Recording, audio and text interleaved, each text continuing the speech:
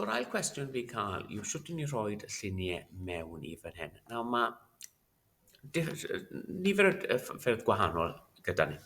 Beth gallen ni gwneud yw mynd i File, Open, a fi'n mynd i dewis yr logo hyn. So mae'r logo hyn gyda fi fan hyn. So ffordd cyntaf gallen ni wneud, fi'n gwasgu bwtwm Control, fi'n neud siŵr bod hwnna wedi dewis, clico bwtwm Control, clico bwtwm chwith y llygoden, a fi'n llusgo fe lan nes mae'r tab hyn yn agor. Gweld? Llusgo fe lawr, fi'n dal y Control, ac fi'n gadael Control a'r llygoden i fynd. Dyna un ffordd o gwneud e.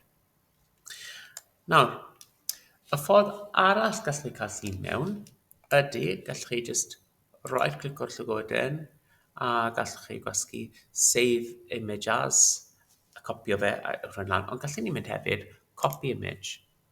Nawr, dyma'r problem sydd gyda ni, os ni'n just yn copio'r image a rhoi e mewn, chi'n gweld?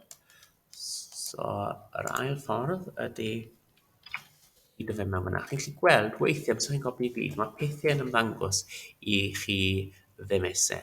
So wedyn, fydd angen i ni defnyddio'r teclynnau hyn wedyn, jyst i cael gwared o'r dinau fe. So ni ddim yn sy'n gwneud hwnna, dim hwnna yw'r ffordd gorau. A mae hwn siŵr fod yn ffordd gwell.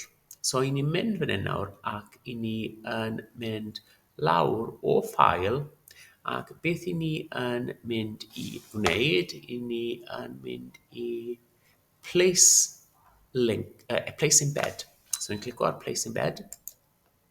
Ni'n mynd i'r cyfrifiadur ni, ni'n dewis y ffail sisau a ni'n gwasgu place. A chi'n gallu gweld, mae'n dod lan fan hyn. Okay.